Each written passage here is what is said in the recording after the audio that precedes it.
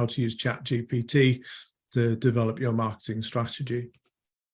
So what we're going to cover, well, ChatGPT, of course, Vision2Success App, and then the actual strategy process.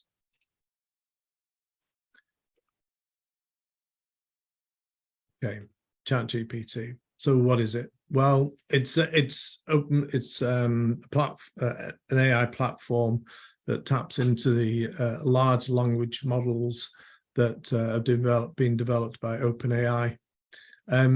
This is no Mickey Mouse company. It's sitting on Microsoft Azure servers. Microsoft have pumped quite a lot of money into it. You'll hear about Google Bard. We've done a few tests between the two, and ChatGPT sitting on Microsoft is a very powerful platform, and that's what our app will be using. Bard, Google, as per usual, playing catch up with Bard.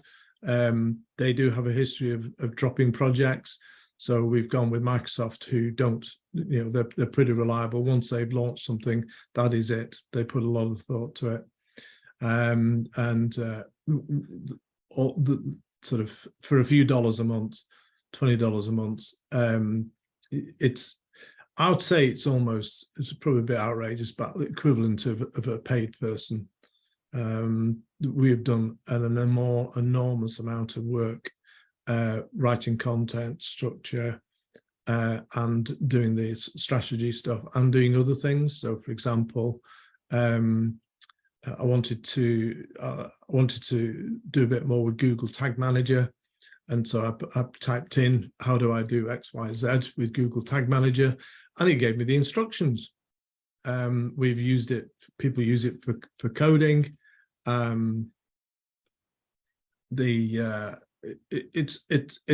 an incredible tool.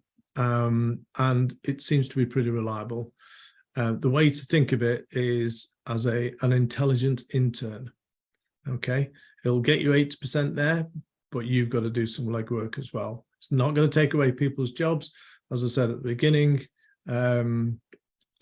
we have an economic problem, basic fundamental economic problem in the UK, is that our growth is limited by the number of people we have in the country.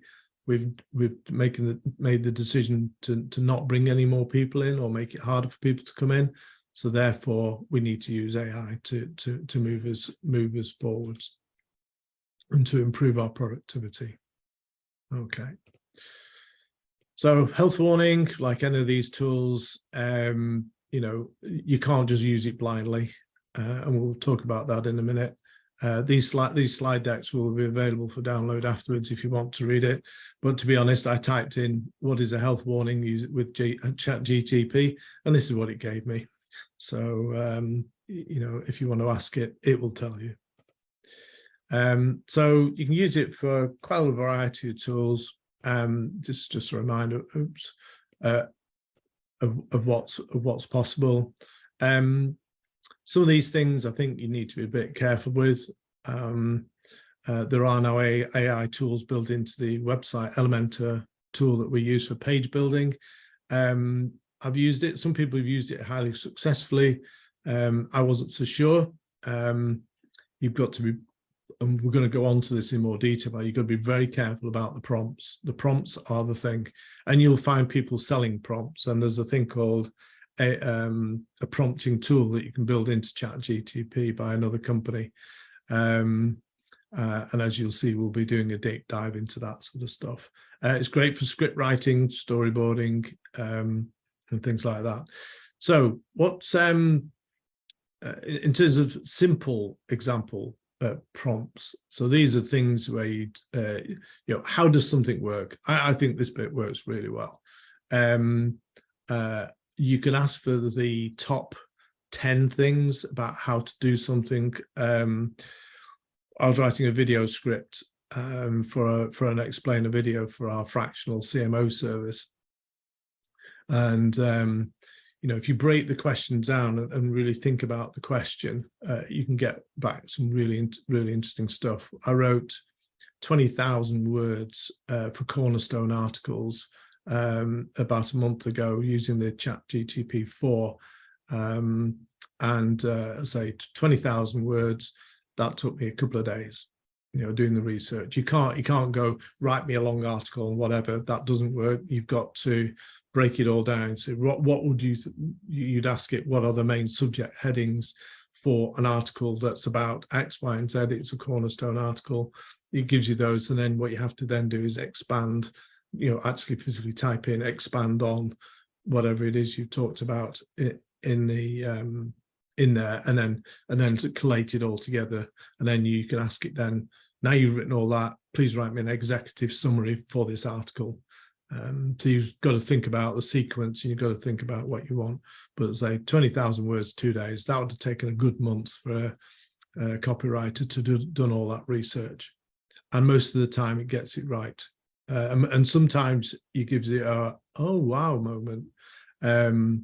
So it's definitely worth doing for that. And that's why the strategy stuff works. Okay.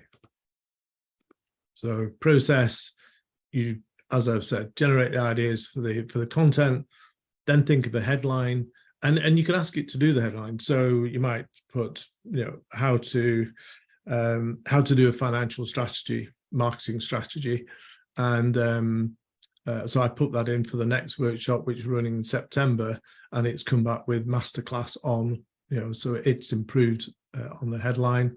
To get that right first, then ask how questions, check for inaccuracies, and then you can also regenerate it as well. The regenerate sometimes improves it. Review and amend, of course, and then run it through Grammarly. Although I find when we were using Jasper.ai, which was a previous tool to this, not as intelligent and so on, I was having quite a bit of work in Grammarly. I find that I think maybe because I've used it quite a bit, it's learnt my style. I don't need to put it through Grammarly so much. There are limitations. So as a technical writer, sort of blog writer, something for educational stuff, it's the articles. I quite like the style of the articles, but if you're looking for something a bit more engaging, a bit more colorful, you can ask it to change the tone, but I suspect this is where a real person makes a difference, a real journalist with proper, real good knowledge of words and so forth. It can be a bit formulaic, but for a lot of stuff like search engine optimization articles, for getting off the blank page with a script, I find them very useful.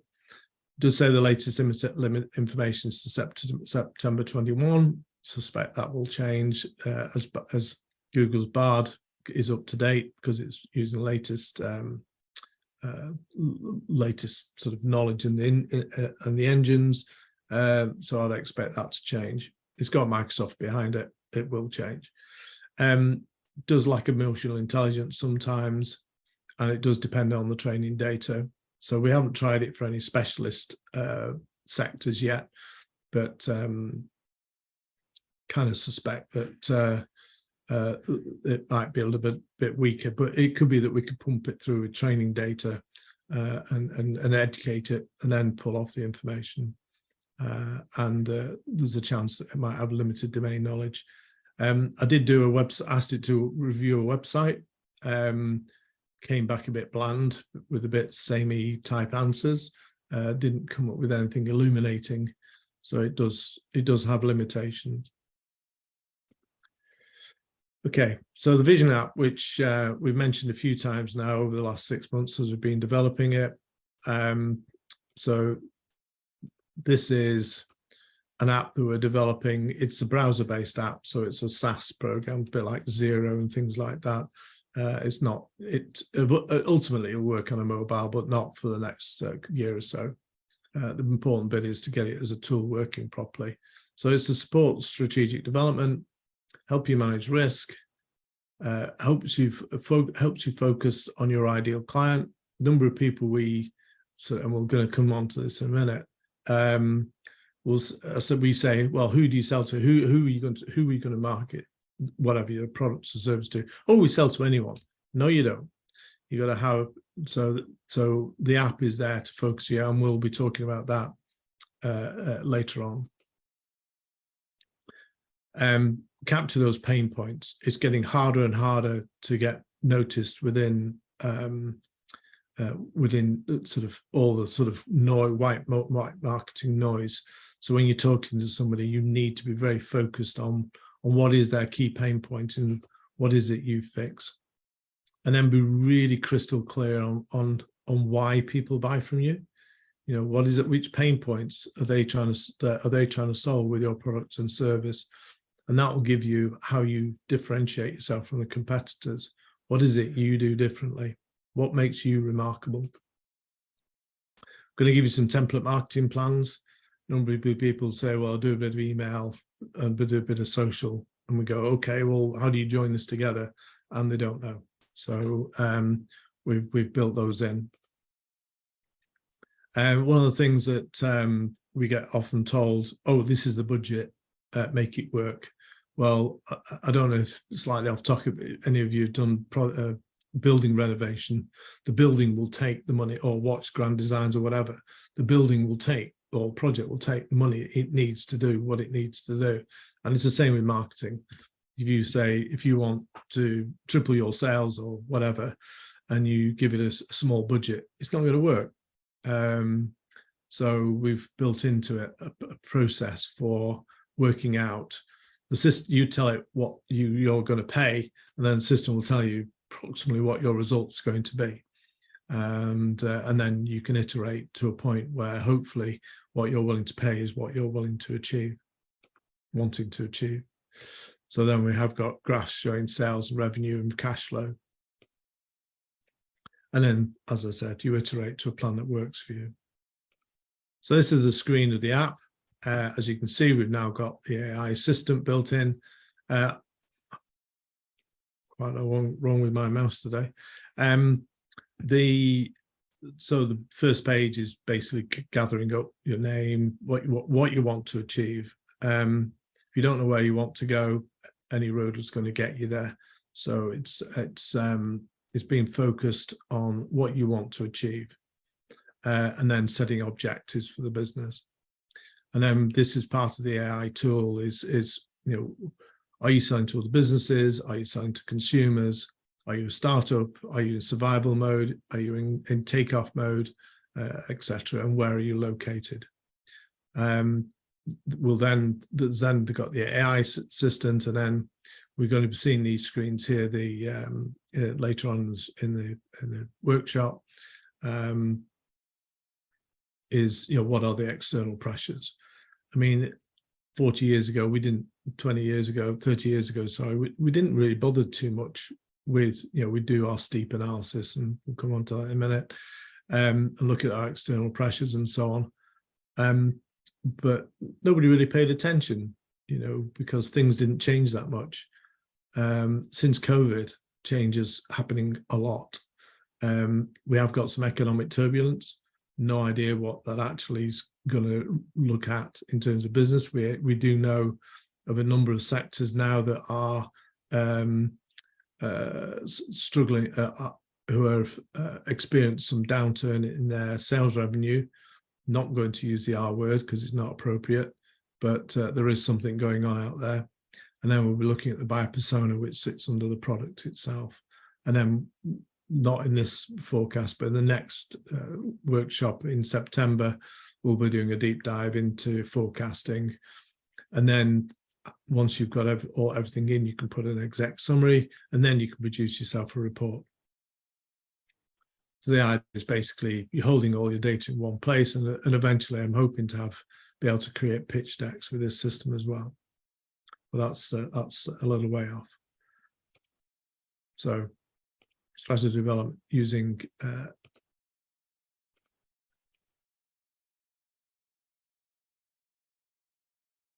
using AI. Okay, so we're going to be, so think of your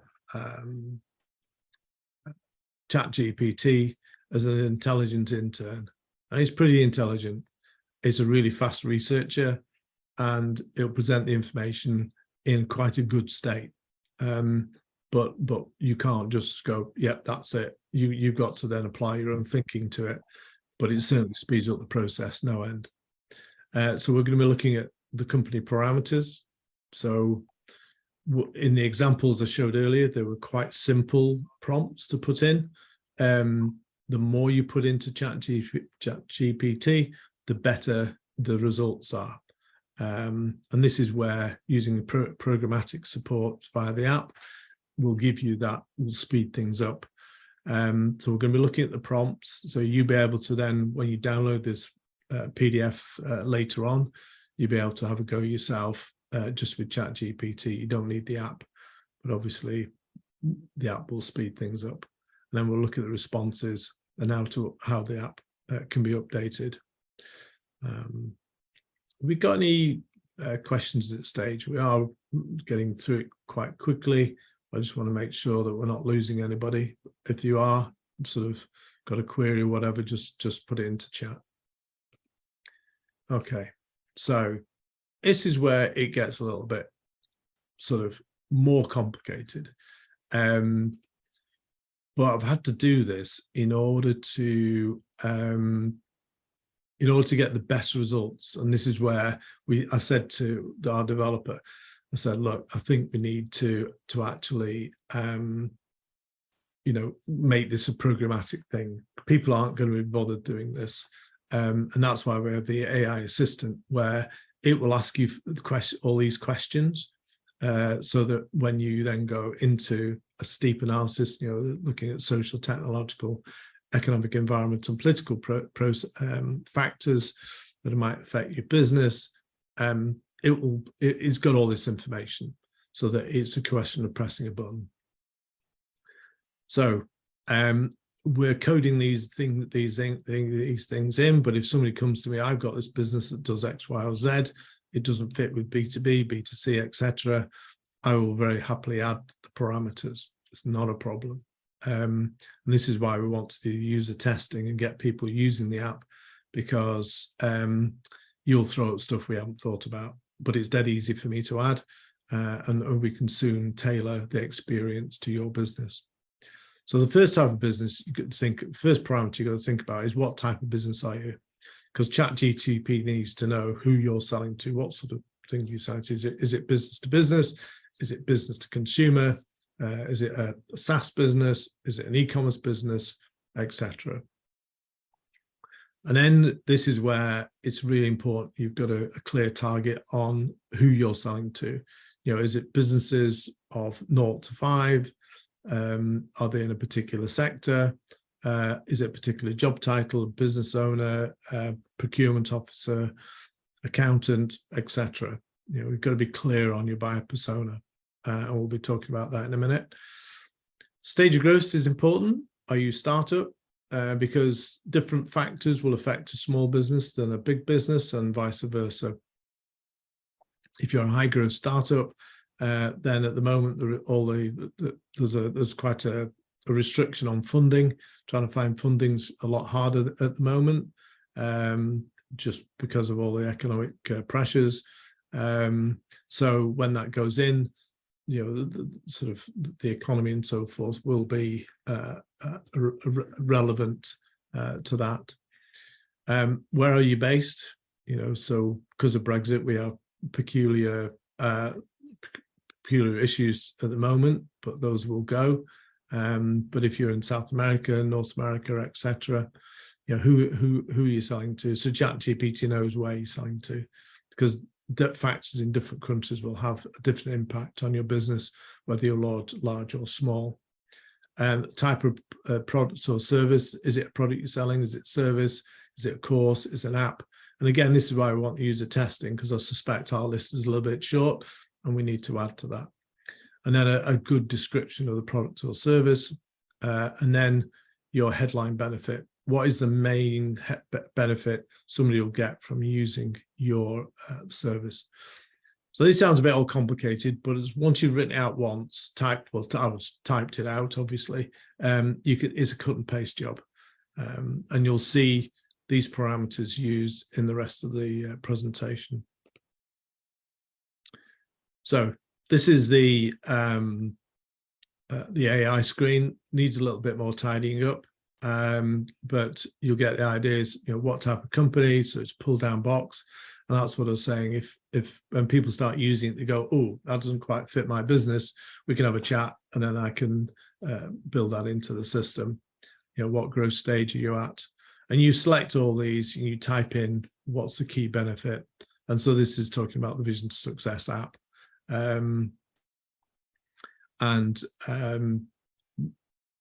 That's all now ready in one place for me to then use that in the app.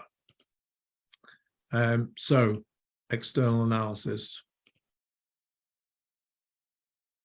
This is, so we call it STEEP. Old days it used to call STEP, as in here, and for some reason I've missed the environment off the screen. So these days it's social, technological, economic, then environment, and then political factors. You need to understand your competitive space and what are your strengths and weaknesses. Point about doing all this. So what I find is people don't do this because it requires a lot of brain power. It's very difficult to actually assign it to what impact it would have. And so people tend to skip it. But as we've all seen with COVID, I mean, we used to do, part of any sort of risk mitigation plan would be to say, well, in the highly unlikely, my words were, in the highly unlikely event that all your sales would stop overnight, what would we do? And everybody go, oh, well, it'd never happen that. And then 23rd of March, 2020, and we all learned what that meant. So, with such a volatile global environment, which we now all operate, we do need to know what's going on. Hybrid changes in the hybrid social, for example, we've moved to a completely hybrid model, and we're going to be using, we'll be based out of the XYZ building, a completely different way of operating. Charlie will be globe-trotting, so she's in Spain at the moment, and then moving to the US to expand globally. We've already got global clients. This was unimaginable 10 years ago. I'd have never imagined we'd be doing all this stuff, but Zoom here, we've got 59, 60 people on it. We've got probably 100 restreaming in. That was just unimaginable 2 or 3 years ago. So we've got to take this stuff seriously now, unfortunately.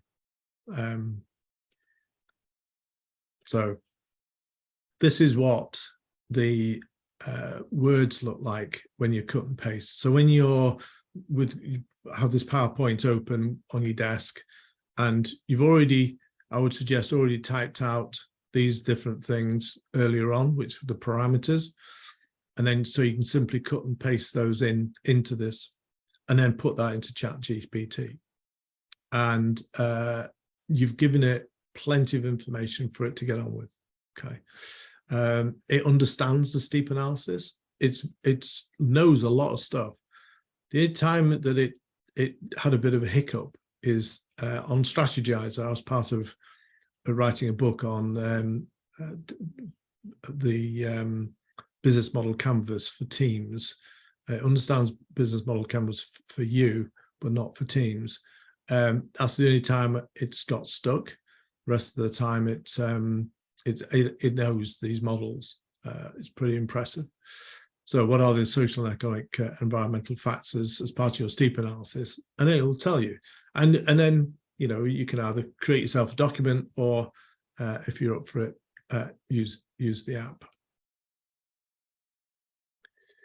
And so this is the fields in the app. So here, social factors, adoption of digital solutions, adoption of digital solution, trust in digital tools.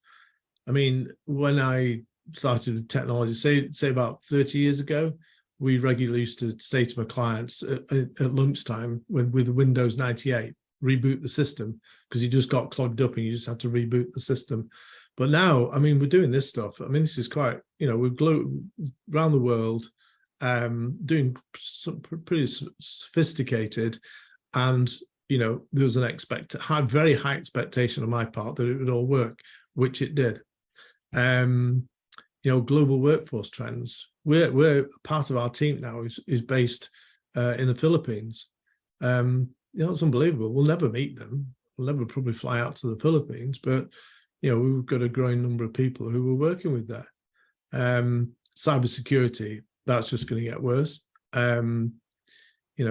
AI, machine learning. I mean, we are just at the start of this journey. I'm not worried. I've seen technology come in and out, and humans are really great at going, right, okay, how do we use this technology? And then we've got global economic health. We are getting into a rougher time. It's difficult to interpret where it's going, but again, it brings all these things up. You go, oh, right, okay, and and you do have some aha moments. Porter's 5 forces. Some academics criticize this, but I love it. It's so simple. You've got threat of new entrants, bargaining power buyers. So what happened during COVID was that, so I worked with a rubber extrusion manufacturer, and because he was always faithful to his suppliers, they went, yeah, we're going to look after you. But anybody who was hunting around for the best price, they would not get any material. So that's where, in the old days, looking after your suppliers was really important. And then it all came to, we got procurement people, and it all came to buying the cheapest, whatever. And then suddenly, overnight, all the tables were turned. You couldn't get your raw materials. So if you'd been nice to your suppliers and pay them on time and done all that sort of stuff, you were fine. But anybody who didn't, so then when they had to make a choice, that was it. So that swapped. It's moving back to bargaining power of buyers, moving back, but slowly. We're short of skill, we're short of labor, short of materials. You still look after I would always suggest look after your suppliers. I mean, for me, it's good practice because that's what I've always done, but not for everybody. Substitution. Nobody wants a Kodak or a Blockbuster moment. And that can happen to a small business as well as a big business. You've got to keep aware of what on earth's happening on around you, to make sure that you don't become obsolete like Blockbuster and Kodak and so on. The world is moving very fast, and I presume will move faster. So how does that look? Well, using Porter's 5 forces, because it knows. You again, be very explicit. Always be prepared to put more words in, and say, then pull through the parameters that we looked at earlier. And that's why it's important to get those parameters right. And that's why our program kind of insists on getting that early doors. And then you can pop those into the app or into your document, or however you store your analysis. It's important to do, though. It may throw up.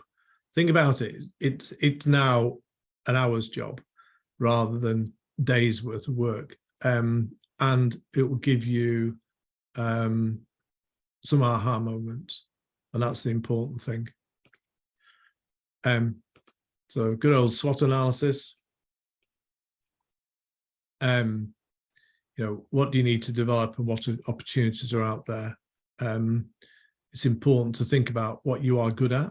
It doesn't necessarily mean you fix your weaknesses, but you might want to go, are any of those weaknesses going to cause you any damage? And are any of those threats going to cause you damage? But then focus on what you're really good at.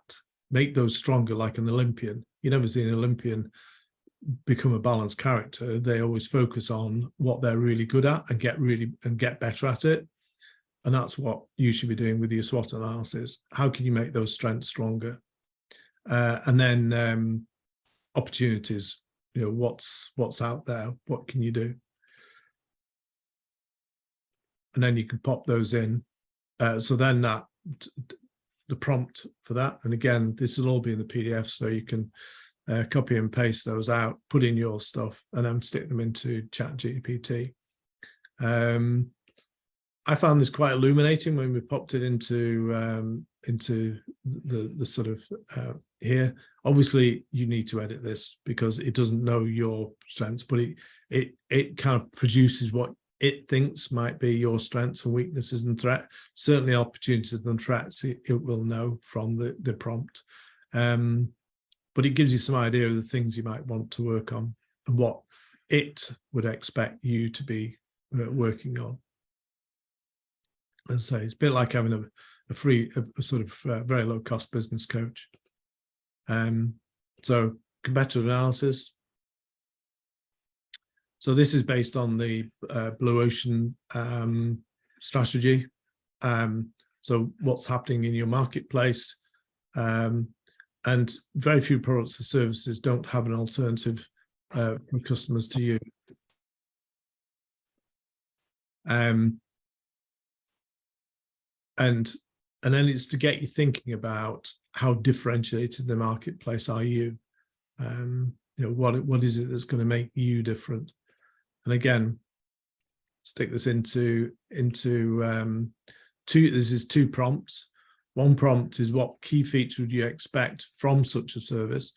So what we do with the Blue Ocean strategy is look at where are your gaps in your product or service. We look at your competitors and go, right, okay, you've got these gaps. Are these gaps important? You may, for example, I know it's an old one now, but EasyJet is a great example for this. When they came in, they got rid of, everything went online. So they got rid of people booking and all that sort of, because you used to go into a shop and actually book things. And then the internet came along. So you then did that. They got rid of where you sat. So you had to sprint onto the plane. They got rid of the food. And you can see this as carried through, you know, when, in the way that the low-cost airlines work, and then you need to find out your key competitors. And okay, the data's only goes up to September 21, but it's actually quite good. What was interesting, it didn't come up with a competitor for this product. So in theory, this is certainly as a like for like. There's no app like it, but if you put your things into there, it may give you some, again, you're looking for these aha moments. This should then translate into a competitor analysis. Now, this is a simplified version of Blue Ocean. So you list all your key features and identify whether you do them or not. And you've got to be honest with yourself. You know, do you do these things? So this is it. We've not actually found a competitor, otherwise I'd have put our competitor in here. Because it is a new tool. It's definitely revolutionary, and hopefully a game changer for anybody who does marketing strategy. Certainly for, I mean, we're talking to universities and talking to businesses who are doing MBA programs, because this stuff's got all the MBA tools that you would have in it. Buyer persona.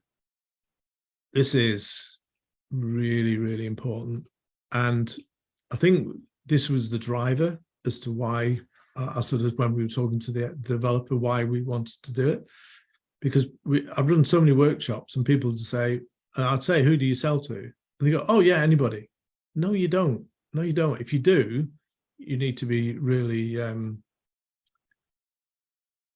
yeah, so we've got a question, which are these prompts for the Vision app you are developing, or can these prompts be used directly on ChatGPT?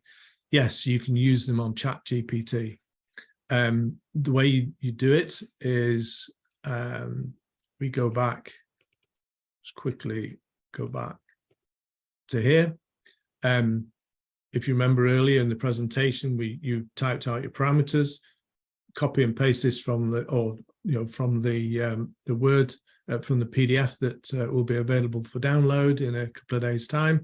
Put in your parameters, what is, expect of a B2B, which does whatever your B2B product does. to selling to businesses, which helps them become better businesses, whatever your main benefit is in the United Kingdom. Put that straight into ChatGPT. I would suggest using the free, the paid-for version, and I would suggest clicking at the top and doing the ChatGPT 4. And yes, you're good to go. That's why we're sort of demonstrating the app, but also you can do this, as soon as you get the download document. So absolutely, because we're a little way off the sort of going mainstream with this app. We're just looking for people who want to work with me to test it. There are 1 or 2 gremlins in it at the moment, but by September it'll be fully out there. But obviously in the meantime, you want to be getting on and doing this stuff. So on each of these slides, I'm showing you how to construct the prompt. And I say they are quite long prompts, and that's why cutting and pasting is probably the easiest way of doing it. So back on track. So who are you selling to? It's a number of people, because if you're developing a web page, a video, landing page, email, whatever it is, you've got to be really clear on who your audience is, what are their pain points, and why they should buy from you. Because if you're not, all those things will be a waste of time. So in the app, it looks like this. The thing we're going to move is messaging strategy. We'll move to the bottom, but we'll have AI tools on tasks, values, influences, challenges, motivators, differentiation, and marketing strategy, message strategy. And we're going to look at the prompts now.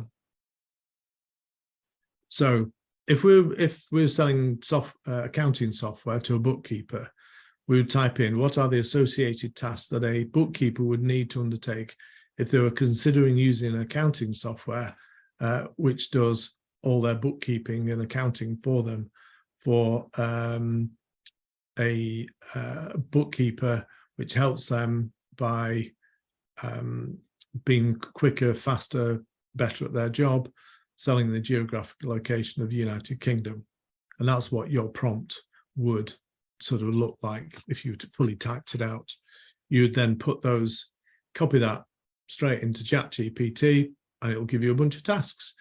A bunch of tasks look something like this. This is this information was actually copied and pasted into the app, because the AI tool, although it's shown here, is still in its infancy. There's still a little bit more work to be done on it.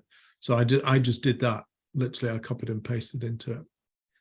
And these are the things that it would say for a business owner. So this is for business owners of companies 5 to 50. Okay, whatever your target audience would be that there. Obviously, if you're doing this to ChatGPT in a spreadsheet or a document, then it'd be laid out slightly differently. It's really important to understand your buyer personas, values, and objectives. So again, what would you expect the core values of a bookkeeper to be? Would need to undertake in order considering using accounting software, etc., etc.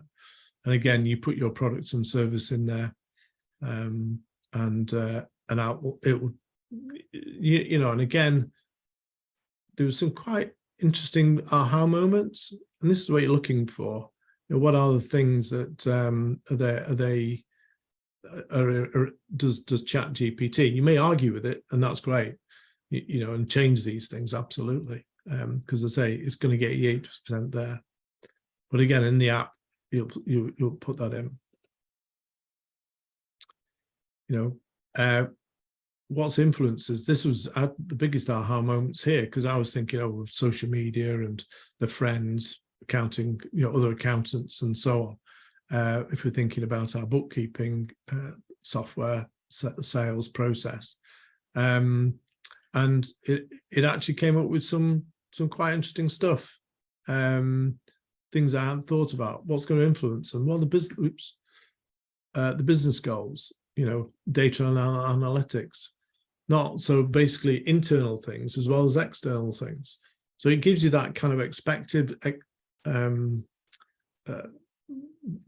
perspective. And again, it's to force you to think about stuff. so that the end result is, are you actually achieving what you want? Again, we talked about pains and pain points. These days, you've probably all heard about features, attributes, and benefits, where that's how we used to sell. But now most people say, right, okay, what's the main pain points? Are we addressing those pain points? And how does our product or service address those pain points? We've gone from just selling to actually really getting to understand what's driving the customer. And again, that copies and pastes straight into the app. And I'm saying there will be a button on the app to produce this automatically. And again, it's so important, what are the pain points so that that would give you that differentiation. In fact, I think I've made a mistake there. Yeah, need to work on that. I should say, what are the differentiation points? So I'll need to update that before you guys get the slide deck. So that's slide 48.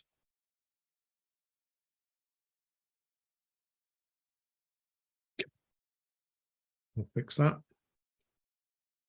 And again, the answer is in there, differentiating a SaaS business in a competitive environment. These are all things that we need to get right. And it was a really useful checklist for us to go, oh yeah, we need to get that done. We need to get that done.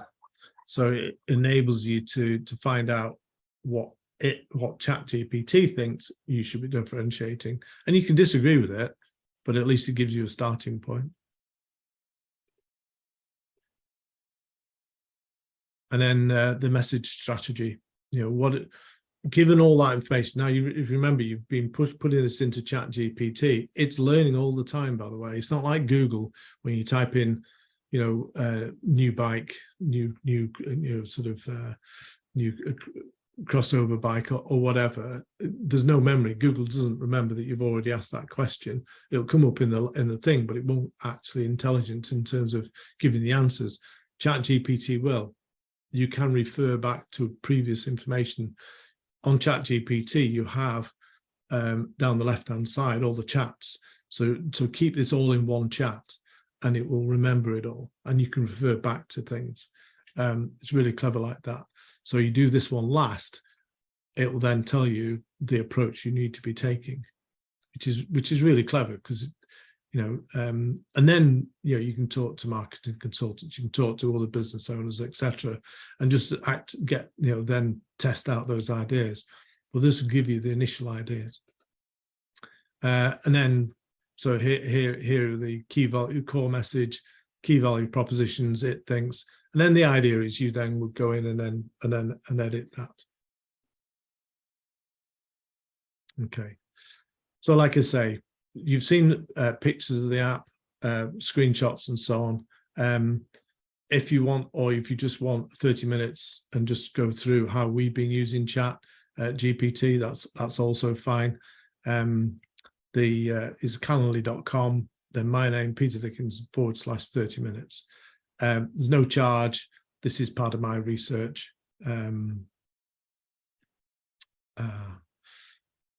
Yeah, it's be very happy to have a chat with you. And then so going on from the presentation, what is your marketing strategy? What's happening in your competitive environment? Use ChatGPT to do the research, do that legwork that you don't have time to do or don't have the inclination to do. But you should always have time to spend on the business. And this is a really fast way of supercharging that hour or 2 hours that you've got, just to sort of reflect on is your business pointing in the right direction? Is there going to be stuff that's going to come down the line that's going to knock you sideways and give you a Kodak moment? And then if you're inclined, then I'd love to chat further with you. Yeah, and just the usual contact stuff, which will be in the slide deck.